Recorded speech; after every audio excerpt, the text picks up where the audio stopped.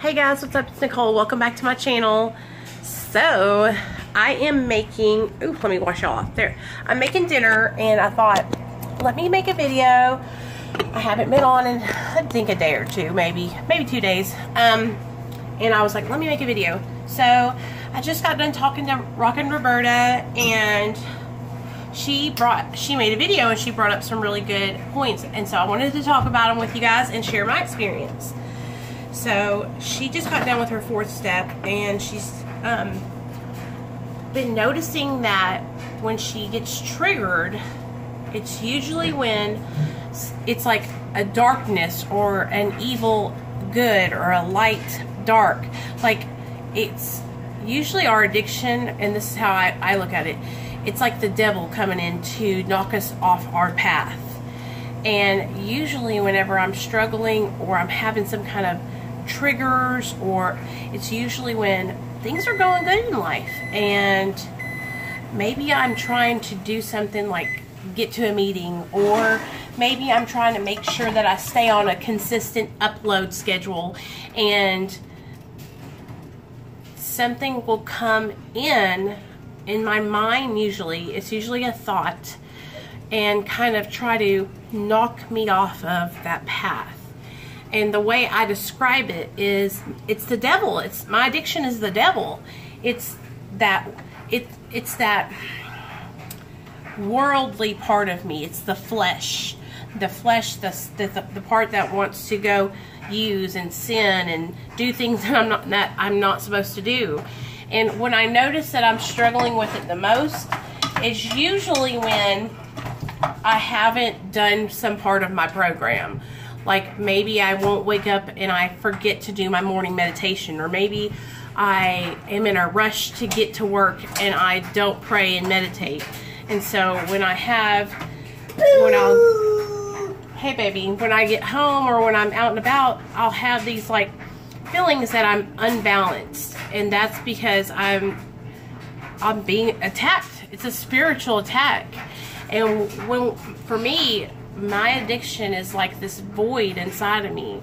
And the way that a lot of people in AA will describe it, it's a spiritual malady. It's like a lack of that connection with your higher power, with my higher power.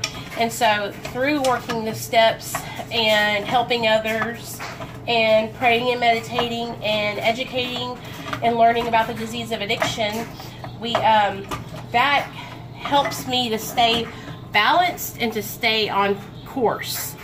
But even if I'm doing everything I should do,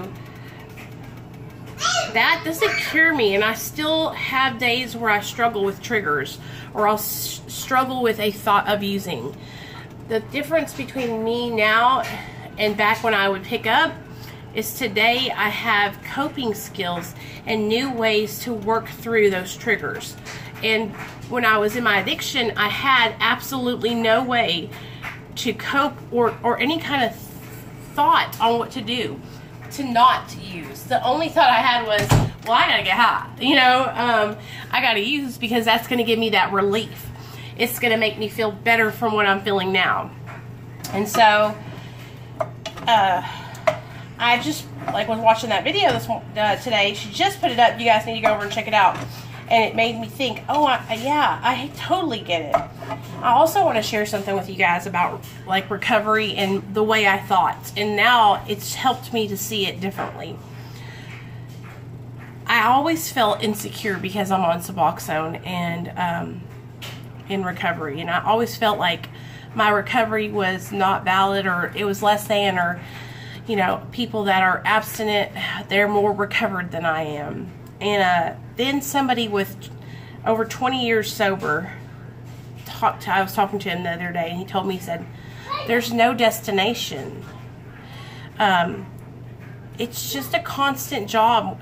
Recovery is so much more than stopping drugs and alcohol. It's so much more than getting off Suboxone or getting off methadone if you're on a maintenance medication. It's that you could stay on maintenance for the rest of your life and still not be in recovery, or you can be off maintenance and be abstinent and not be using or drinking and still not be in recovery, because Recovery is working on the inside.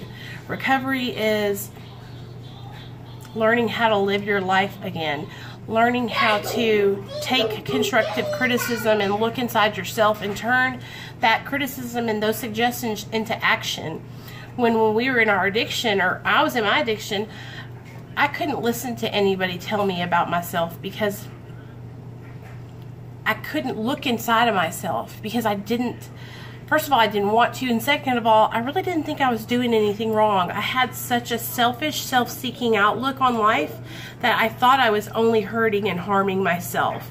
And now that I'm working so hard to learn about me and the inside and to work on my character defects and work on not hurting others, now I know, like, recovery is such an inside job.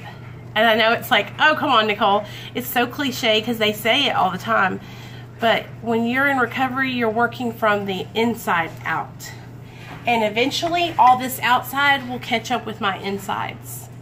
All this outside is a reflection of how chaotic my life has been for so long, and how, you know, how I would eat and drink and do sweets when I got sober because I didn't know how to deal with all these feelings. And now that I'm in recovery and I'm working a program, I'm learning how to deal with these feelings, and I'm learning how to eat. You guys, it's so much more than stopping drugs and alcohol. That's the part that's easy. The hard part is working on self.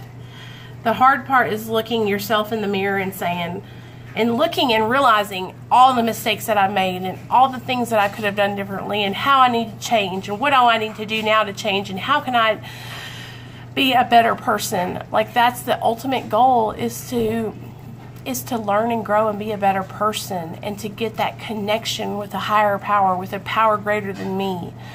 And I strive for that connection daily, you know. I just want you guys to know, like, if you're struggling with using drugs and alcohol, like, stopping is not the hard part. Staying stopped is challenging, but the hard part comes whenever you gotta, like, really start reevaluating and looking inside of yourself. That's where all the real, like, that's that self-introspection, that work comes in. And if you haven't started doing that yet, I want to challenge you to get into some kind of program where you can start doing therapy and learning about yourself and learning about your disease, because there comes a time in every addict's life when they stop using and drinking, that a lot of alcoholics and addicts will get sober and they'll stop drinking and they'll stop using, and they'll say, I'm still miserable. I'm still miserable and I'm sober. Why am I still miserable? And it's because there's so much more work to be done. And that's when all those layers to that onion start getting peeled back. And that's where the work and that's where the payoff comes, is what I'm trying to say. So if you are just starting out and you can't see the light at the end of the tunnel and you're getting overwhelmed, don't get overwhelmed. Don't let me overwhelm you. Just take it one day at a time. And each day, try to do one thing towards your recovery. Try to do one thing to look inside yourself and make a change. Try to do one thing, not for you, but to help someone else. All right, you guys. I'll talk to you guys later. Bye.